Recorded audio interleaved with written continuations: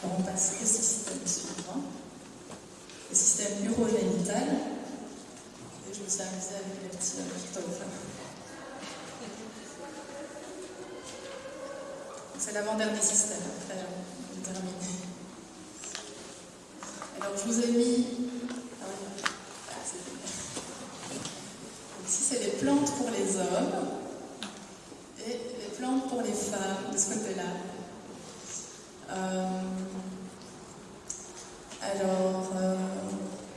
Oui, on va commencer. Les plantes pour les femmes.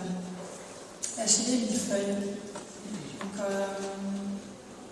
Donc c'est une plante qui est progestéronique.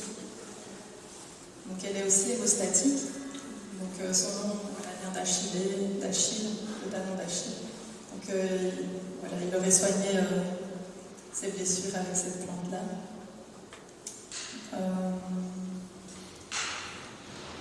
Voilà, donc pour tout ce qui est troubles prémenstruels, c'est une super plante.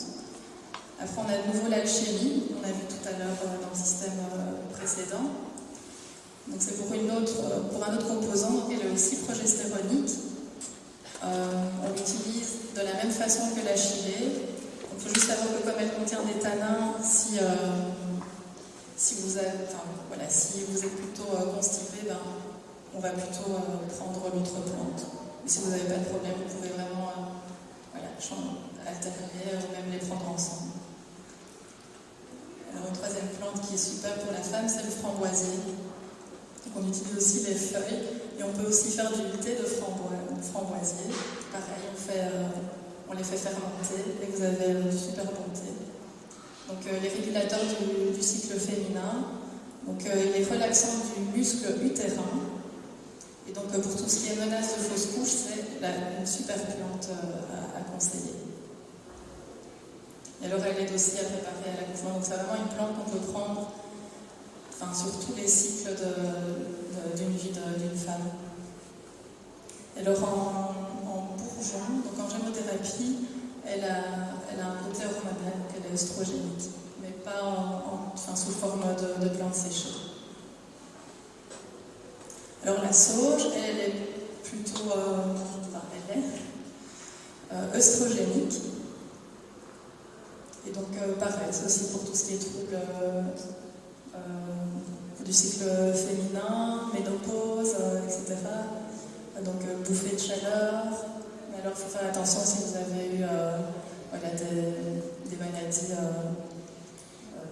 avec des cancers hormonodépendants, etc. C'est une plante qu'on ne peut pas vous conseiller. Alors la bruyère, c'est la plante pour tout ce qui est infection urinaire. Donc c'est une plante qui est antibactérienne. Donc c'est la plante de la cystite. Et ça fonctionne super bien. Et ce qui est génial aussi, c'est que les femmes enceintes peuvent aussi la consommer. Donc il n'y a pas de contre-indication. Ce qui n'est pas du tout le cas de la busserole qui, elle, est vraiment trop forte et qu'on ne peut pas conseiller à la femme enceinte. Là, c'est une plante pour l'homme. Donc, pour tout ce qui est problème de prostate. Donc, c'est l'épilobe à petites fleurs. Ça pousse aussi chez nous. Partout. Mais elle sait bien trouver sa place. Donc elle est anti-inflammatoire, décongestionnante prostatique et antioxydante. Puis il y a le chien-dent aussi. Donc on utilise les racines. Donc il est diurétique. Et alors, moi je vous invite vraiment à consommer les graines de courge. Donc autant les femmes que les hommes. Et donc elle est décongestionnante prostatique aussi. Elle est anti-androgénique. Et alors, elle est vermifuge.